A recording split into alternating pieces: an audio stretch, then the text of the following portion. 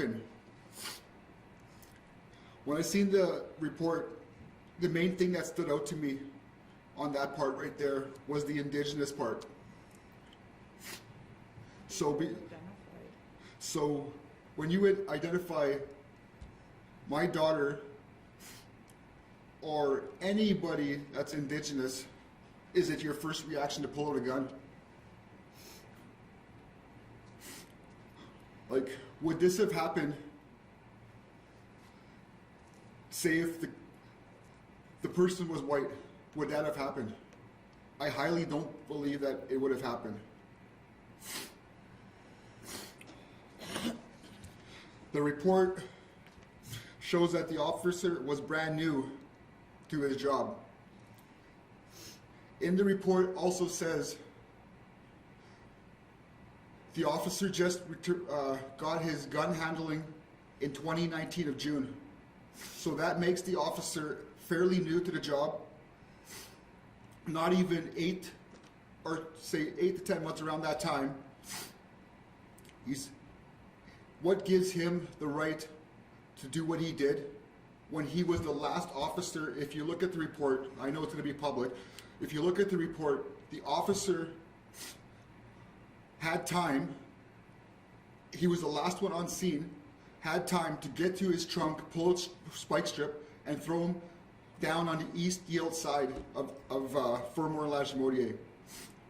And then had time to show or to take the spike strip away from the road and still run up to my daughter in the vehicle and have his gun drawn and kill my daughter. What does that show for training in a law enforcement that we have today? You know what? We try, and all of our community as Indigenous and other, we try to bring justice and awareness to everything that's going on. But when a young officer that just came on the force could get away with something like this, what does that show for our people?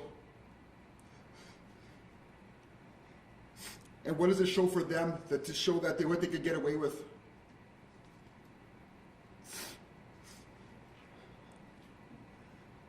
I know we're going to fight and continue to fight.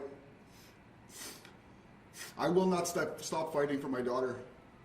This fight will go on, and I know the support we have behind us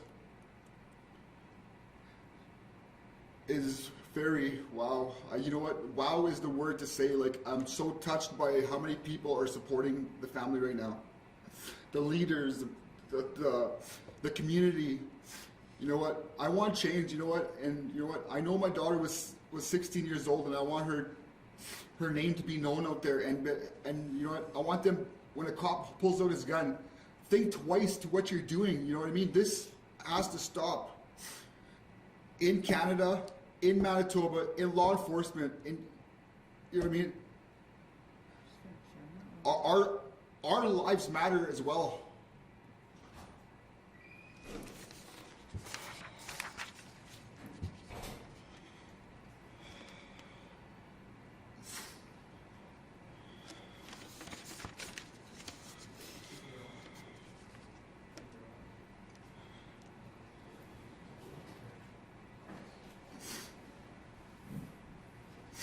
All the other officers that were on scene that day,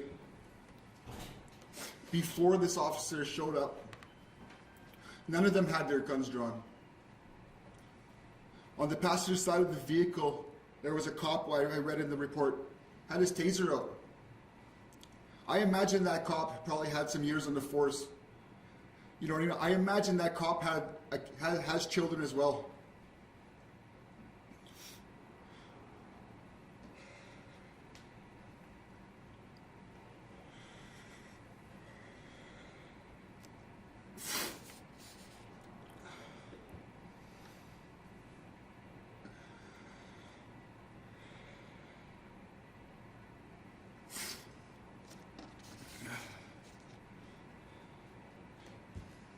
The other officers that came, they didn't respond or resort to deadly force.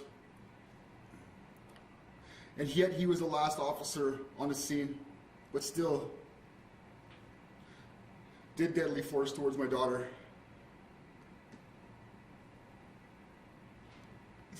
You know what? For someone that was last on the scene, yet had the biggest statement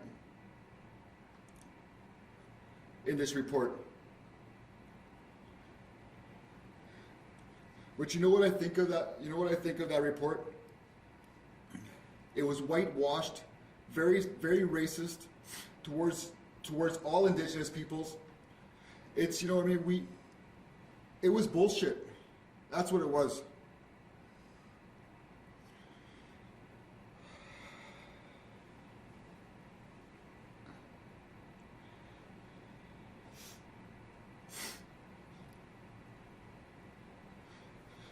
The police officers involved, unlike regular people, can't be interrogated by police in the IAU investigation. Anyone who shoots someone dead is interrogated by police. The police would do anything they could to interrogate a shooter, suspect, and get a confession. This is just one example of the bias in favor of the police authority that we have today. Not only today. I've been going back and looking at murders and everything else throughout this, and it goes on years. It doesn't just go on with what happened to my daughter.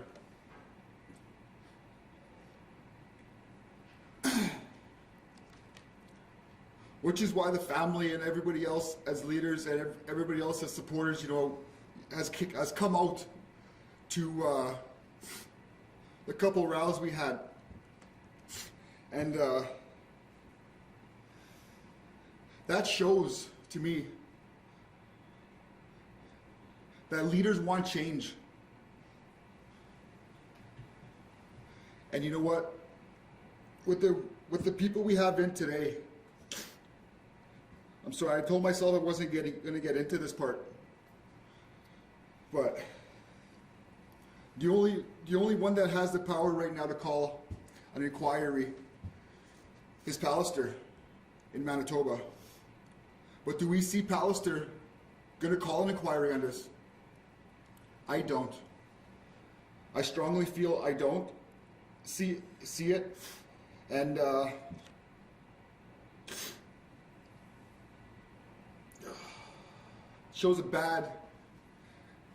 it shows bad for Indigenous people that cops could get away with this. But I feel I have very strong supports that are going to be and stand with me throughout.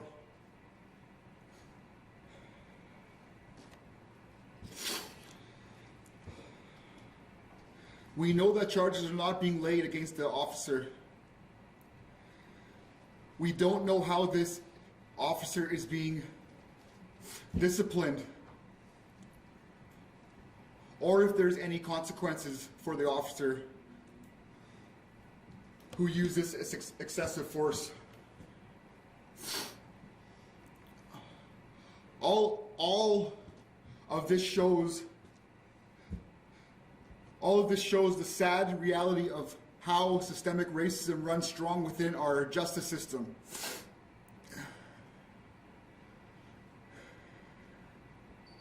We know that an inquest will be called.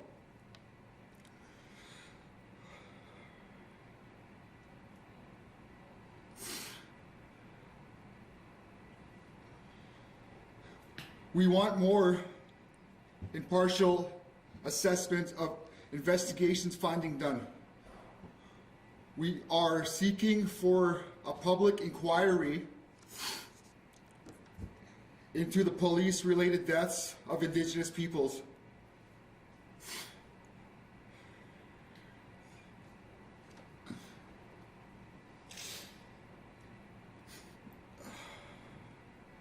I want to finish a couple of sentences. There needs to be comprehensive investigation to what happened with our daughter Eishia and other Indigenous people who have suffered the same ending. Change is needed so this never happens again, because we would never wish this on another family.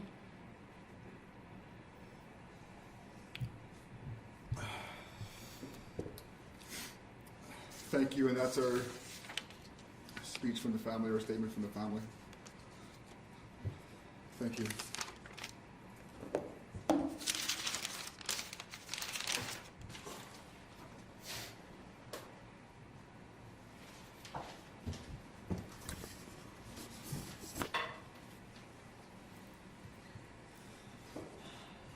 Miigwech, William and Christy, for your strength. Know that we stand here in solidarity with you. You're not alone. I'd like to invite NDP Justice Critic Nahani Fontaine at this time to come and make some remarks.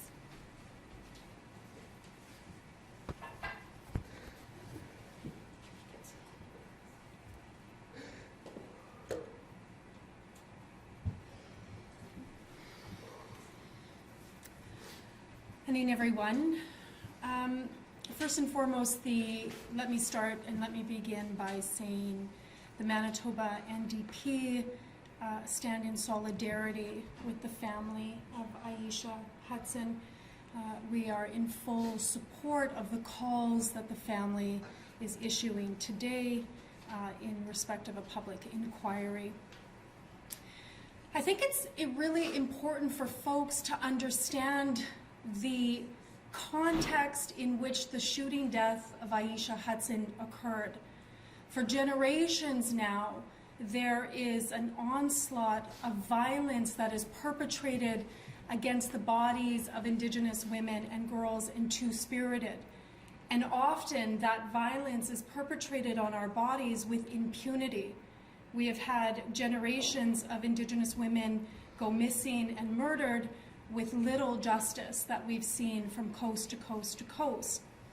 And so you can understand then the frustration of the family and the community, but also Indigenous women who would take this personally when we see the IIU continue what is that colonial process and exercise of excusing violence in all of its forms against Indigenous women, girls, and Two-Spirited.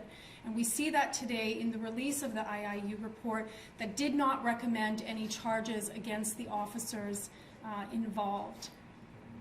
We ought not live in a province whereby the police become the judge, jury, and executioner of Indigenous bodies, and in this case, an Indigenous child. We ought to, as a province, demand more from our policing institutions so that there is recognition of use of force that is executed on the bodies of Indigenous peoples when they come into contact with police.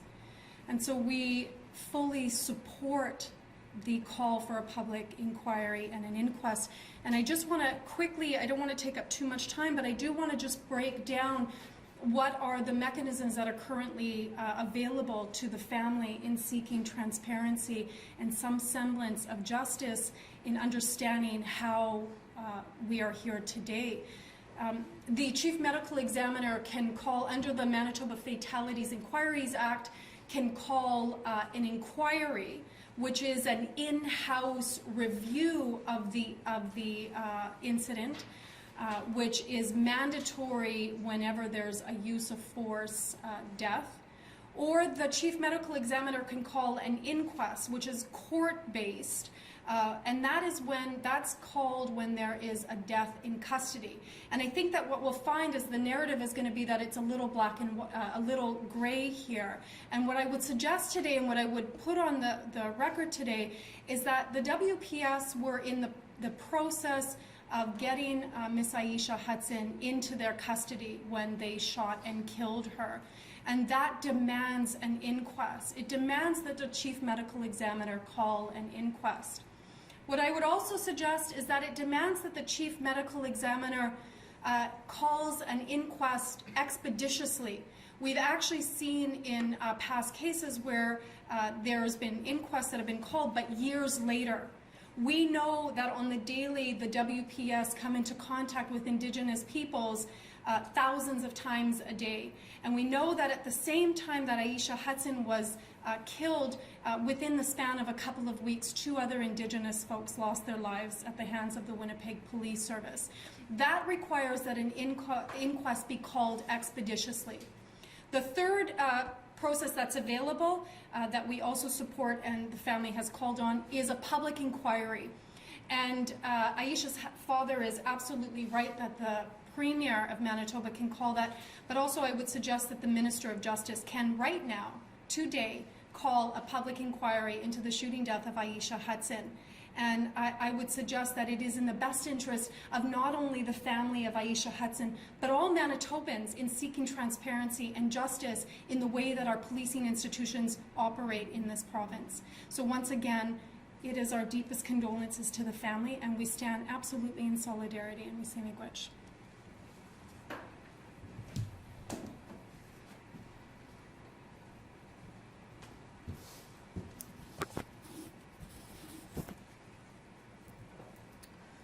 Thank you, Nahani.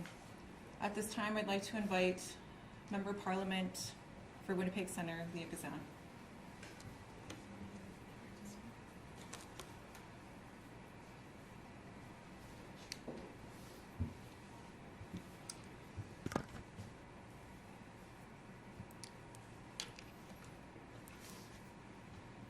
This is a very good family. They are a very kind family. William, Christie, William's partner, Cheyenne. And as a mother, particularly, life is really valuable.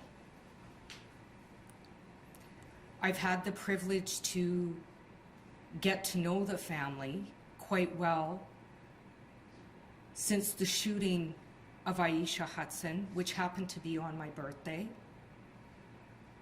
the same time as 3 Indigenous peoples, which included Eishia Hudson, were shot and killed by Winnipeg City Police.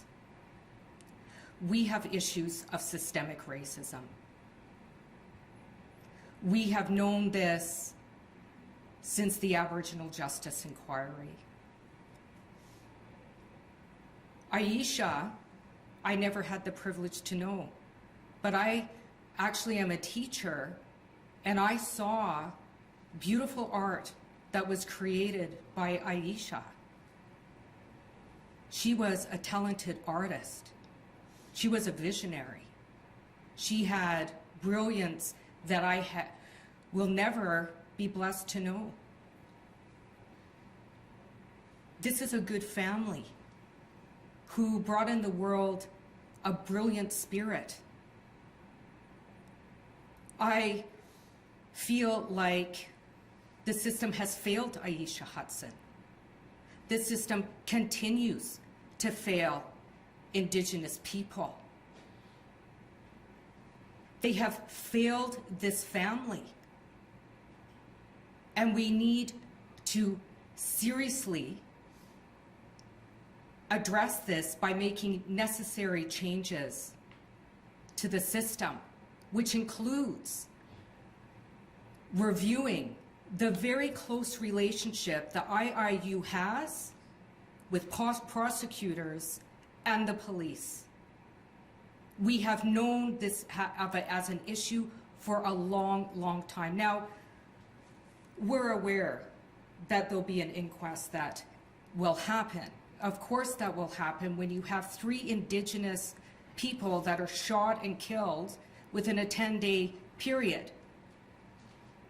I support the family's call for an inquiry.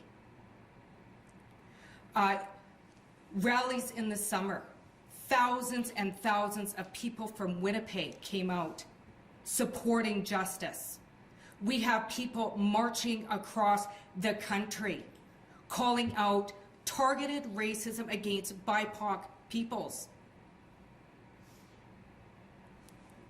Our lives are valuable. And when we're talking about murdered and missing Indigenous women and girls, and then a young woman is shot and killed by the police, that doesn't let me know that we're of value. We owe this to the family. We owe this to families across the country who have lost loved ones at the hands of police.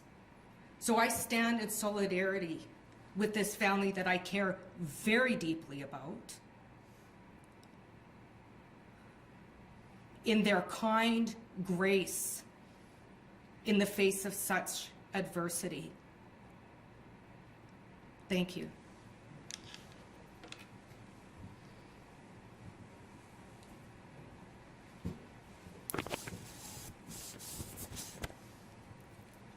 To miigwech, Leah, and miigwech for lending your support to the family for all this time. I know they've been very appreciative. I'd like to invite Grand Chief Assembly Manitoba Chiefs, Arlen Dumas, to the stand, please.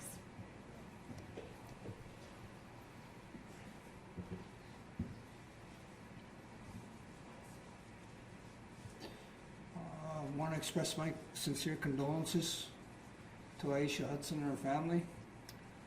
I want to acknowledge the strength and love that Will and his Aisha's mom is showing everybody today, and that Eishia didn't die in vain. It's unfortunate that making erroneous decisions as a child lead to a death sentence in Manitoba. It's truly unfortunate. I support the family as well on their demand, and I insist that there is an inquest. It's truly unfortunate that the report as it is creates no hope. It creates no opportunity to display that despite the difficulties and inconsistencies of people's position, that an entity who's supposed to provide an objective opinion and provide some form of resolution casts more doubt and uncertainty into the mix. I'm very disappointed with the report. From my lay perspective, I see that certain individuals appear to have been guided. A document that should be based on fact and proper information has a lot of gray areas where you can see people are being led to certain directions, where certain aspects of eyewitness accounts are dismissed in favor of arguably people who are at fault. I insist that the Premier demand that there is an inquest, because if this institution cannot actually come up with a report that is actually fact-based and can actually be held up and not be complicated with technicality and procedural excuses, then it does a disservice not only to Eishia, but also to all those police officers who were there, who, regardless of what they did or how they did their duties, are now suspect. And I encourage the Premier to insist that there is an inquest. It's very troubling, and we stand with the family. We will continue to advocate and support them, and we insist that there is an inquiry and that, you know, it must end. It must end, and that you know, it's unfortunate. I remember reading in the news on how the Winnipeg Police Services was celebrating that they have 2 helicopters. Why wasn't that used instead of using lethal force, instead of killing someone? Why weren't any other means put forward? I encourage everybody to watch the video and read the report, and you will see the contradictory statements. You will see why everyone is so concerned and upset, and that something must be done in order to rectify the situation. Those are my comments. We stand by the family. We demand that there is an inquest, and we will continue to stand with in honor of Eishia Hudson's life. Thank you.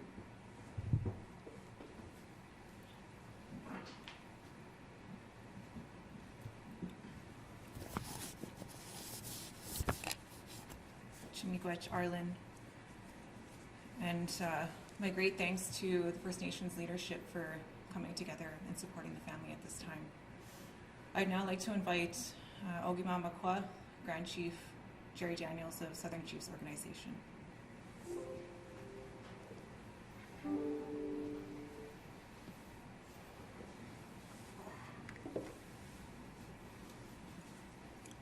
Bonjour. I thank our Creator for another beautiful day.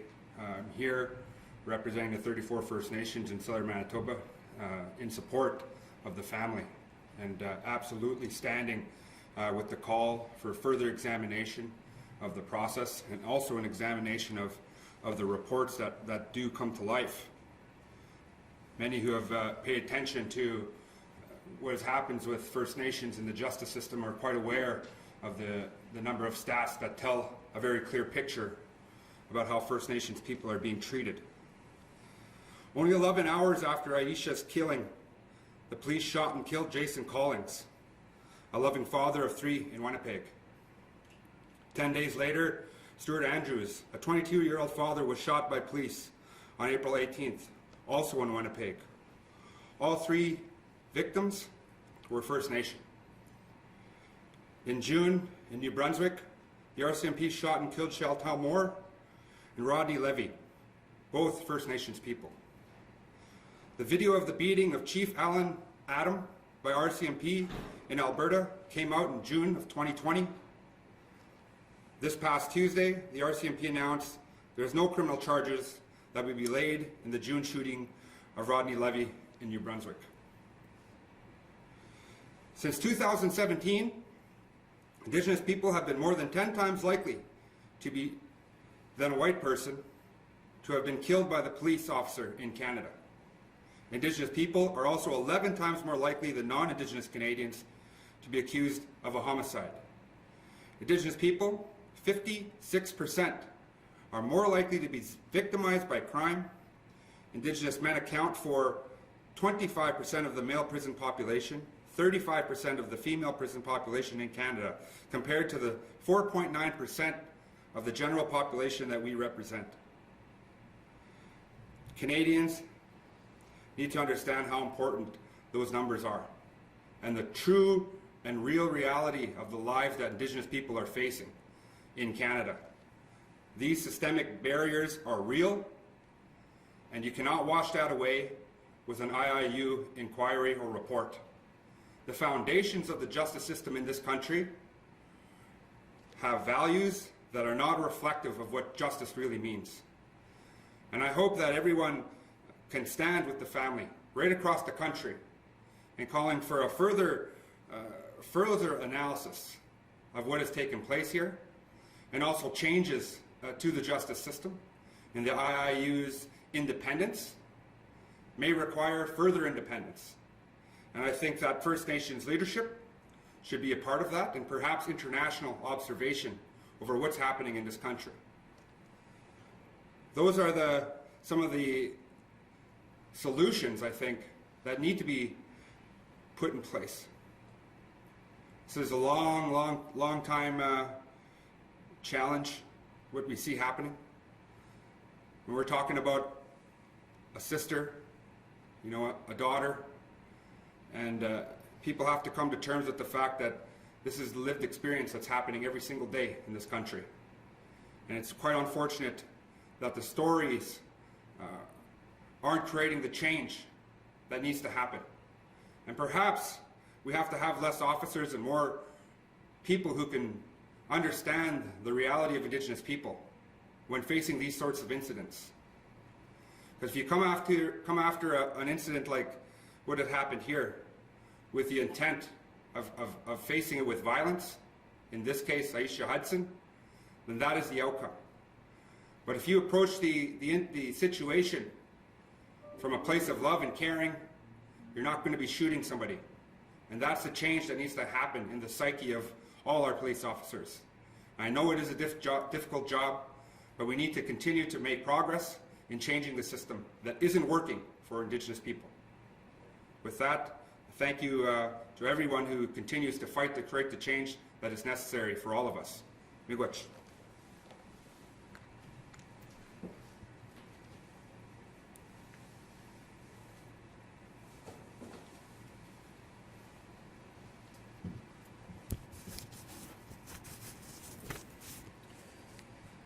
Miigwech, Jerry.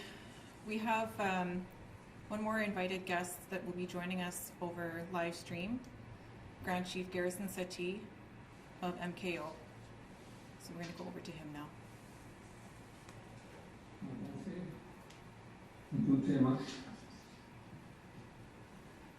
I apologize for not being there in person, but I assure you that MKO stand in solidarity with the family of Eishia Hudson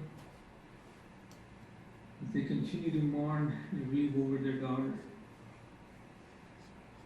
You can be assured that we will stand with you as you call for a public inquiry and an inquest into the death of a precious young Indigenous woman. Nothing we can do will ever bring back the life of Eishia. But collectively, we can stand together and say that the shooting of a young Indigenous woman, unarmed, in my view, is a travesty. I do believe that things could be handled very differently. And the IIU report under the use of force section is merely an opinion and does not constitute as the truth. I don't think she had to die. She did not have to be shot. Now we're left with a grieving family with a sense of helplessness. But we will stand with them so they will not feel helpless. They will not be alone in their fight and their quest for justice for Eishia. Our Native Americans have a saying, it's a good day to be Indigenous. But for that day, and in that week, 3 Indigenous people were shot by police. It was not a good day to be Indigenous.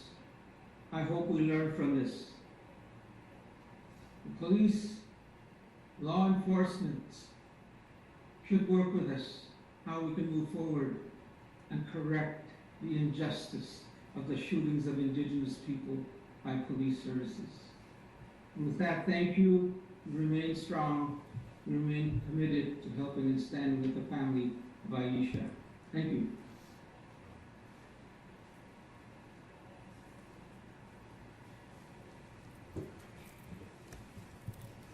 Miigwech, Garrison. That concludes our statements from all of our invited guests. At this time, I'd like to indicate that the family will not be taking any questions from media.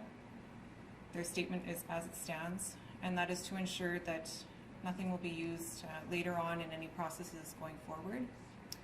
We do have a few questions that are coming in from the media.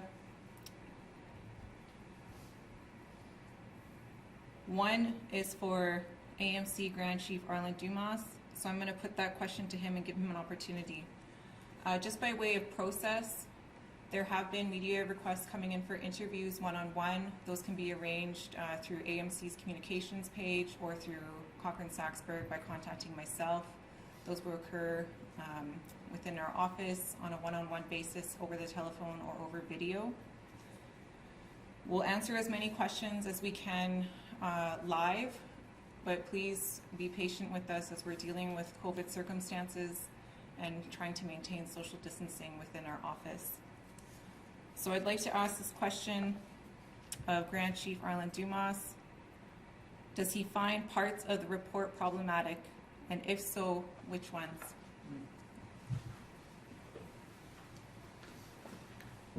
Good question, whoever asked that. Yes, I do actually find various aspects of the report problematic. I feel that the report should be objective and be fact-based. But from my interpretation, I see how certain people being interviewed were being, I'd say, guided. And in order to move to a conclusion. I also feel that there's inconsistencies with what was being said, and those inconsistencies are not being taken into account, and they're actually being hived off, and other people's statements are being taken as fact when there is actually inconsistencies in all of the statements. So that's why I have a lot of difficulty with this report.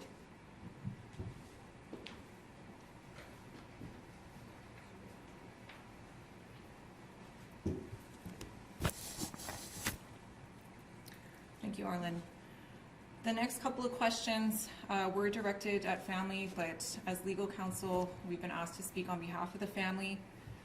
The team for legal counsel for William and Christie are myself, Danielle Morrison, Chris Saxburg, who is a partner at the firm, and general counsel is going to be Maurice Sinclair, who has just recently joined the firm. We're very lucky to have everyone on board.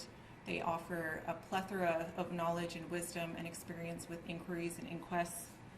So the question is, what next steps, if any, is the family planning on taking now that the report has been released? There's three main things that we're asking for. First and foremost, we're looking for an independent assessment of these findings. It is very clear that there is an impartial bias by the IIU. We're asking for outside counsel to look at those results and those findings from the report and all the investigation and make a different opinion. We're not asking for the same opinion, we're asking for an impartial investigation. Second to that, of course, an inquest will happen. It is legislated through the Fatal Accidents Act that the Chief Medical Examiner must call an inquest, but we don't want it to end there. This type of inquest needs to be comprehensive. The last inquest that was, to a certain extent, as comprehensive as it could be was the Brian Sinclair inquest, but they were still limited in its scope. They weren't able to look at the racism that was systemically affecting Indigenous people, which is why we're asking for third, a public inquiry. An inquest is limited. A public inquiry is going to address the systemic racism that involves police interactions with Indigenous people. Those were the two questions that we were able to solicit right now. I understand that there's likely questions that are coming in through Facebook Live. We do invite watchers to send your questions to AMC Communications team or to myself. We'll be arranging one-on-one interviews with legal counsel for the family and for all the other speakers who have joined us today. That concludes our media event, and I put it to the public at this point. We're asking you to stand in solidarity with this family. They have been through so much. It took them so much to stand here and make that statement. I can't imagine that the pain will ever go away, but I want them to know that we're here for them. This is just the beginning. We have a lot of work to do. Chimigwech.